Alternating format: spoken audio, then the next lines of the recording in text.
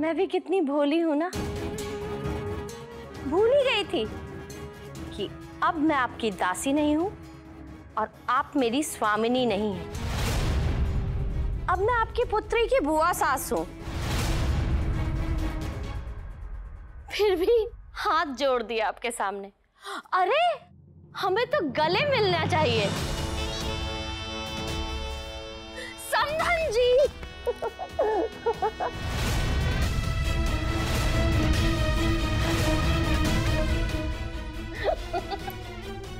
उर्वी, मेरी समधन के लिए पानी तो ले आओ।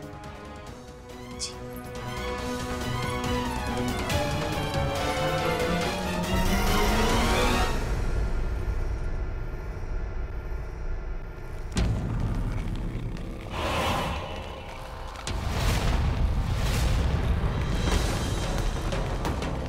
ये सब क्या है?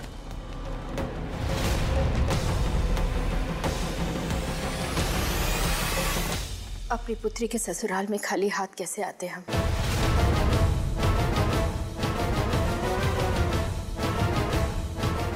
इस सब की कोई आवश्यकता नहीं, ले जाइए इसे। आवश्यकता नहीं है? आवश्यकता है ना? लेन देन का व्यवहार तो समधियों के बीच के संबंध को अधिक मधुर करता है।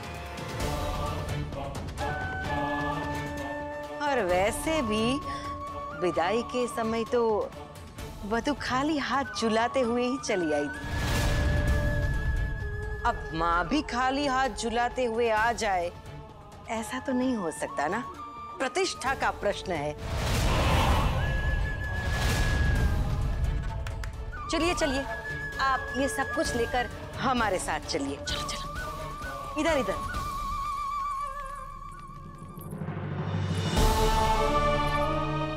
माँ, हम जानते हैं आप सिर्फ स्वर्ण पात्र में ही पानी पीती है।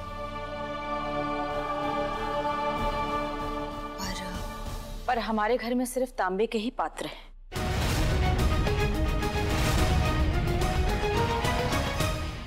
महारानी शुभ्रा को तांबे के पात्र में जलपान करने की कोई आवश्यकता नहीं।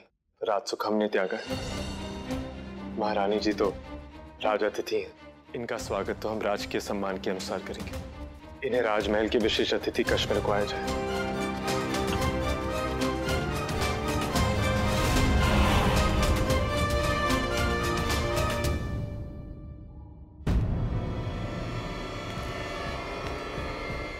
उर्वी, ये सब क्या है? देखो ना, कितना मना किया मैंने, पर अपने माँ के यहाँ आने की प्रसन्नता में पूरा घर अकेले साफ किया है।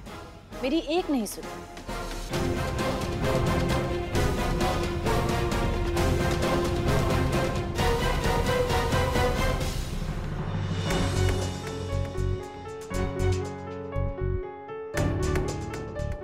अंग देश और आपकी पुत्री के घर में आपका हार्दिक स्वागत है।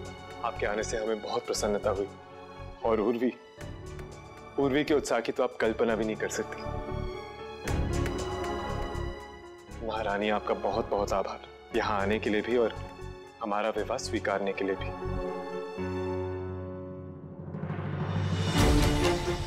सुख तो मुझे मिला है महारानी शुभ्रा, आपको यूं व्याकुल देखकर।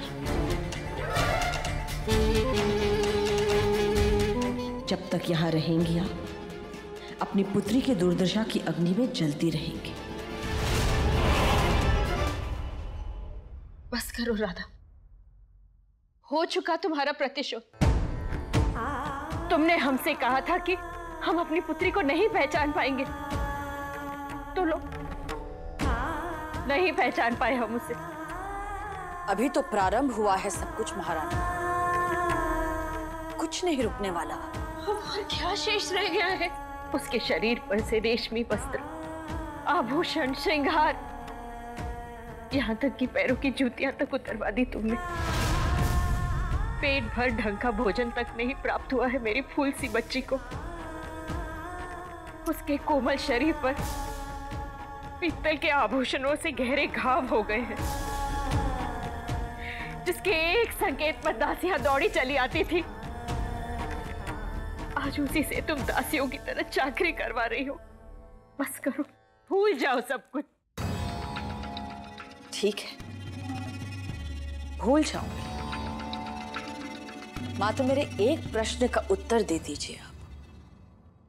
क्या आपने मेरे पुत्र कर्ण को अपने पुत्री के पति और अपने दामाद के रूप में स्वीकार कर लिया है?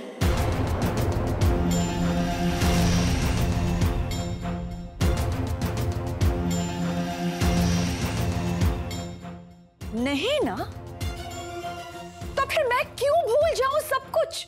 मुझ पर इल्जाम लगाने से पहले महारानी, आप स्वयं के भीतर झांक कर देखिए। अभी तो शुरुआत है। जो परिवर्तन आपने देखा है वो बाहर का देखा है, मैं उसे भीतर से बदल दूंगी।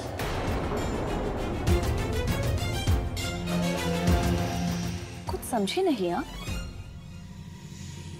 आइए।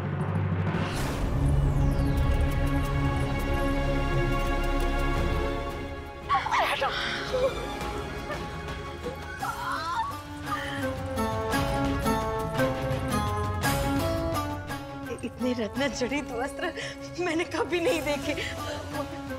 क्या तुम ये मुझे दे सकती हो? मैं तुम्हारे आगे हाथ जोड़ती हूँ, तुम्हें विनती करती हूँ, मेहरबानी करके मुझे ये दे दो ना। बहुत सुंदर है। बधू, इतनी सारी मिठाई तो मैंने कभी चखी नहीं, चखना तो दूर कभी देखी नहीं। मुझे दे देना, मैं भीख मांग रही। और ये आभूषण, ये जुतियाँ और ये सुगंध, ये मुझे दे दो, चाहे 10 गालियाँ दे देना। आप सबको विनती करने की आवश्यकता नहीं है। आप सबको जो चाहिए वो सब कुछ ले लीजिए। देखिए, इन तीनों को निर्लज्ज होकर हाथ फैला रही हैं, भीख मांग रही हैं, पर आपकी पुत्री वो कितने प्यार से उन्हें सब कुछ दे रही है। आपकी पुत्री मात्र देना ही जानती है, मांगने में, लेने में उसे आज भी संकोच होता है। मैं तब तक आपकी पुत्री को प्रताड़ित करूंगी जब तक वो मांगना नहीं सीख लेती, जब तक निर्लज्ज होके हाथ फैलाना नहीं सीख लेती, जब तक उसका स्वाभिमान चकनाचूर नहीं हो जाता, तब तक मेरे प्रतिशोध की ज्वाला नहीं बुझेगी।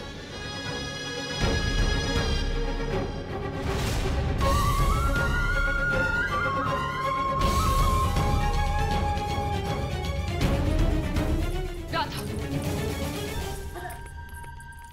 क्यों कर रही हो ऐसा? क्या बिगाड़ा है उसने तुम्हारा? उसकी मां ने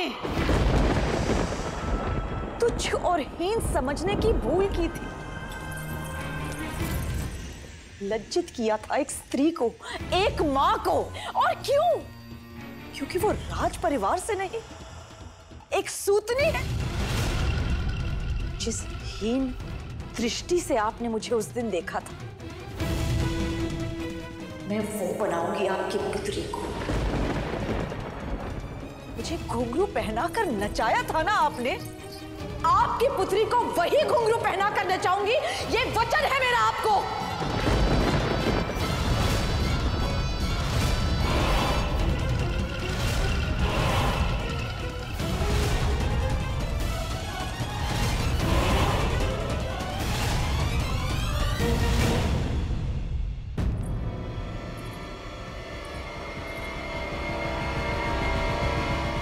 तुम्हारे सीने में हृदय नहीं। अगर सीने में हृदय होता तो देख पाती कि उर्वी का मन कितना निश्चल है, इतना निश्चल कि वो तुम्हारे मन की कालिक नहीं देख पा रही है। किसी का प्रतिशोध किसी और के साथ क्यों? किस हृदय की दुहाई दे रही हैं आप महारानी? उस हृदय की जो मैं लेकर आई थी आपकी चौखट पर अपने पुत्र के रिश्ते के लिए, और आपने चकनाचूर कर दिया। मेरा हृदय तो तभी पत्थर का हो गया था।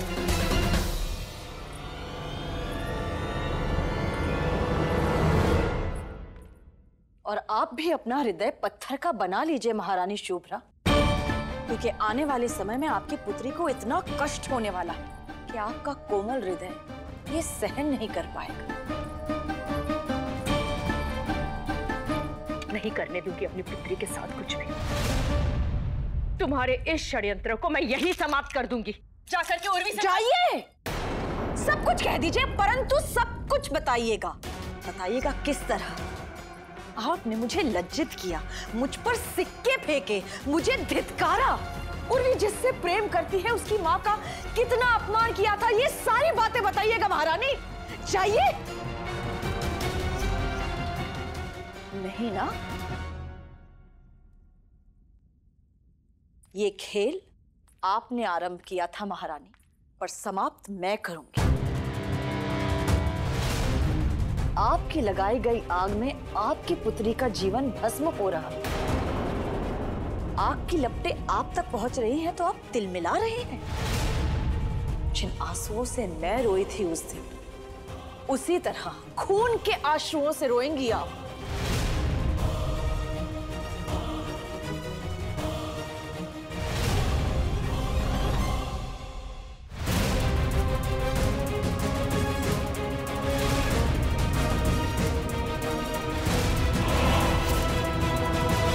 अच्छा तो यही होगा कि हम अपने बच्चों के सुख के लिए पिछली सारी बातें भूल जाएं। नहीं भूलूंगी मैं।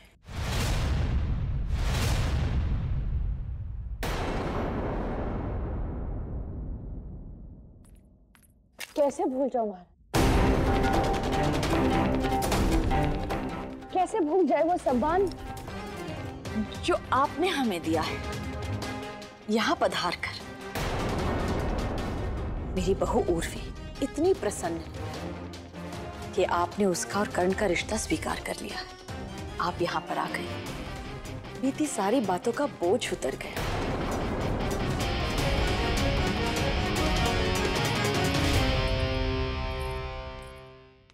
आज का दिन कितना शुभ है। हमारी दोनों माएं एक दूसरे से कितने प्रेम से मिल रही है। हम सचमुच बहुत खुश हैं। अब चलिए, भोजन तैयार है। चलो चले।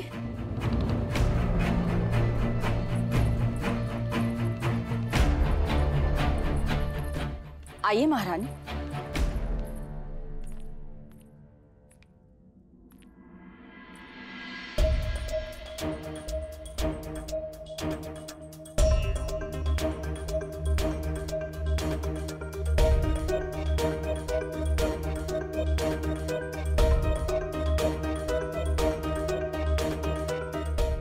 क्या हो, राजभोग में कोई कमी रह गई क्या? नहीं, वो उर्वी भी भोजन करेगी हमारे साथ। सूतों का खाना हुआ तो क्या, पर आज उर्वी अपनी माँ के साथ बैठकर भोजन करेगी।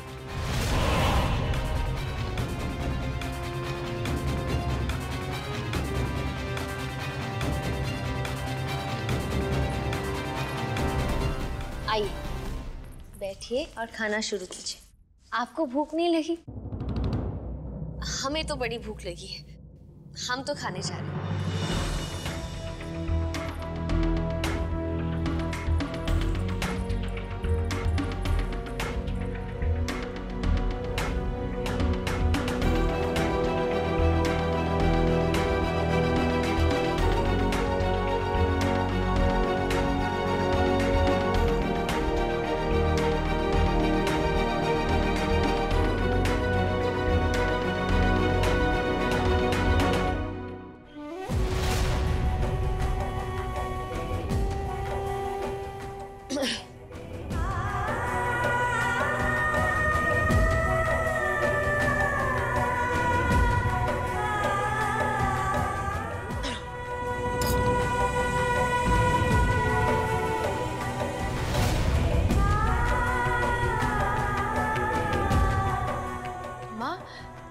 आप जानती हैं, यहाँ ना गेहूं की नहीं बाजरे की रोटी बनती है और वो इतनी स्वाद होती है।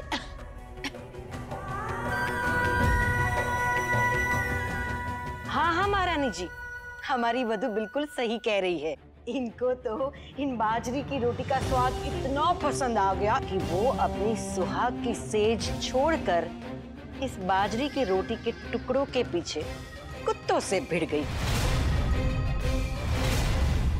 बस कीजिए जीजी, फिर द्वारपालों ने इन्हें रंगे हाथों पकड़ा, उन रोटियों को फेंकते हुए। और फिर इन्हीं बाजरे की रोटियों की वजह से अभी तक इनकी सुहाग रात नहीं हो पाई।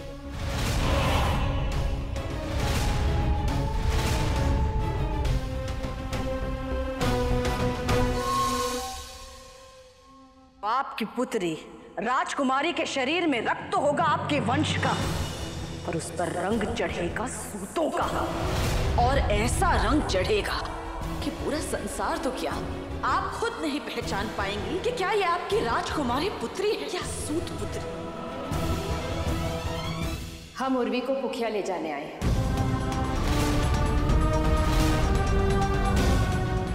ये कैसी बात कर रही हैं? आप हमारी वधू को ऐसे कैसे ले जा सकती हैं? हमने तो बिल्कुल सही बात कही है समधन जी। जाने आपको क्यों गलत लग रही है? विवाह के पश्चात रीति के अनुसार बहू अपने मायके तो जाती ही है पगफेरा डालने।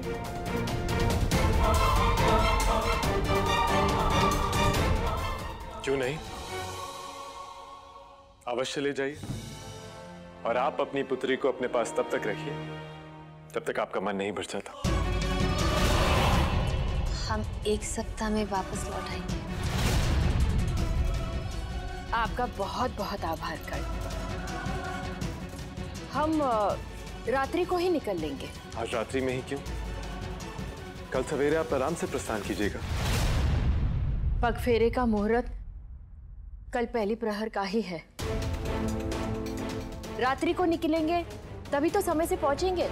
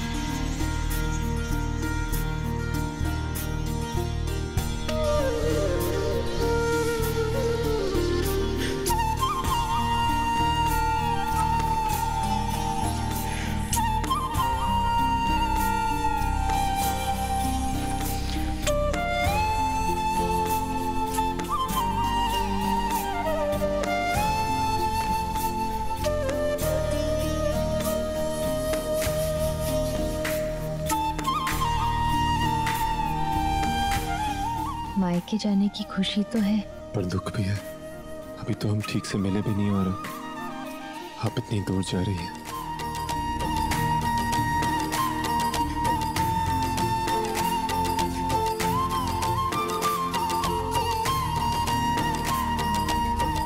अब आपके बिना पुखिया में हमारा मन कैसे लगेगा? आपके बिना अमंग में मेरा मन कैसे लगेगा? आपको हर समय अपनी आंखों के सामने देखने की आदत सी हो गई है।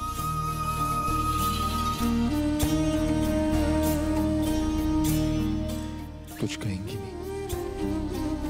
कुछ तो कहिए जो सहारा दे।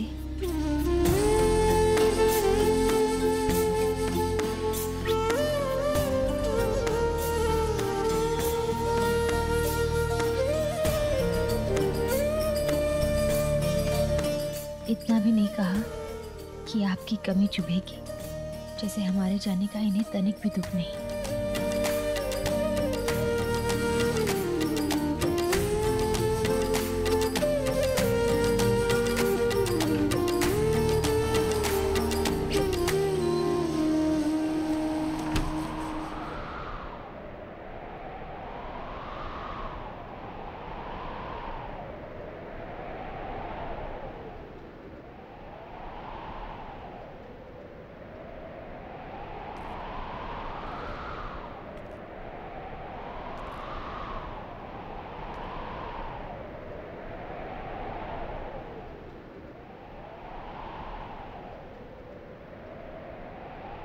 आप इतने समय के लिए हमसे दूर जा रही हैं।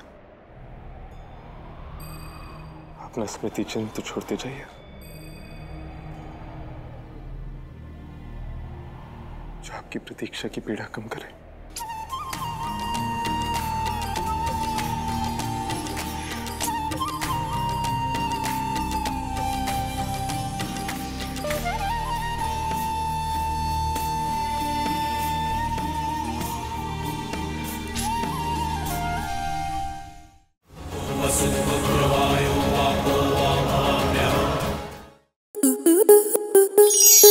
स्टार प्लस के ऐसे ही और बेहतरीन लम्हे देखने के लिए सब्सक्राइब करें हमारे YouTube चैनल को।